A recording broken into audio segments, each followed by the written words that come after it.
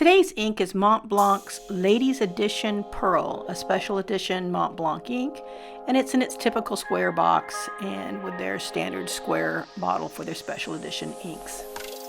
I was really inclined to not like this ink, probably because I felt like I was falling for the marketing.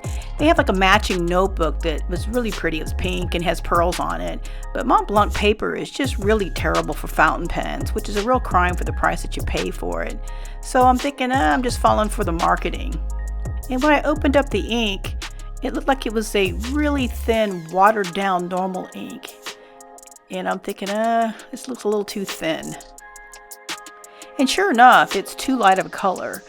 Here in the fine nib, you can barely see it. I'm even using a European fine and not a Japanese fine, which I typically use, and it's still a little too light. In the medium, you can finally start to see some of the color, and in the Chlorophyll, it takes on a little bit of a peachy tint. In a stub, it didn't really get any darker. It just pooled up around the edges. In flex writing is where you can really start to see the differences in coloring and shading. And then of course on these really wide parallel pens, you're going to be able to see a lot of shading and color difference. It took forever to dry, especially for as thin as the ink is. It even dry at 20 seconds, and if it's anything longer than 20 seconds, it's just kind of pointless. And you can see in the 3 and the 5 seconds, it didn't even just smear it smeared into a blob. It held up better on the Chlorophyll paper, which is typical as Chlorophyll is a tad bit more absorbent. You can at least see the little circles that I made. Where I was really surprised was the water resistance test. On the Chlorophyll side, I blotted the water right up right after I dripped it on the paper. You can still read it just fine, which is kind of amazing, and this ink washes up and cleans up really easily. Since it did so well on the Chlorophyll paper, I left the dripped water on the Tomoe River for like 5 minutes. It got so wet that the paper wrinkled on both sides, and old ink on my blotting paper ended up transferring back onto the Tomoe River. But in this case, the ink totally lifted off. It's such a light shade, I didn't want to like it, but it's so light that the white of the paper kind of showed up through the ink and gave it kind of a pearlescent look. Not sheen, not shimmer, but a kind of slightly pearly look. And then looking at the page overall, I like the soft look of it. It's way too light for a fine nib, but here, where I've written a paragraph in a medium nib, I like the overall effect. I'm thinking I might have room for this ink on my ink shelf. Since it's so weird, I decided to try it on Yupo paper. Yupo is a plasticky feeling paper that takes forever for ink to dry, but it really shows up sheen. I really don't like Yupo. The writing experience is not pleasant.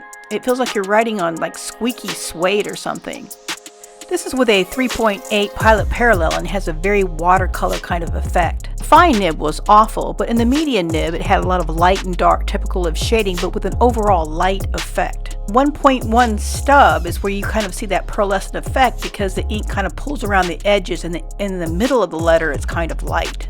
And the flex writing is where you see the most difference in light and dark color. On the splotch test, it was a straightforward pink, darker on the edges, and the white of the paper showing through, which gave it that unique, soft look, especially in these smaller splotches. On the chromatography, it's a straight pink, with a little bit of blush here, which showed up on the medium nib. I'm not sure about the viscosity or the surface tension of this particular ink, but in regular ink, like this one in the barrel, the exact same barrel, this is Tsukio, which is my go-to ink whenever I have a problem. The ink kind of coats the side of the barrel and slowly slides off. With this ink, the color comes right off the sides of the barrel. It doesn't like coat it and then slide off. Here in this glass, you can see that the ink doesn't coat it. It just kind of like comes off. I'm curious about two things. Is it the viscosity or the surface tension that makes this ink behave this way? And the second is, there seems to be a trend of softer, lighter inks. I've reviewed Fumisome Chlorophyll and Penhouse's Saijiki, and they are both very light inks. What do you use these inks for?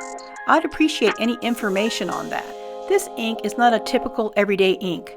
I felt I got the most aesthetically pleasing result when I went with at least a medium nib and wrote slower to give the ink a chance to pool up.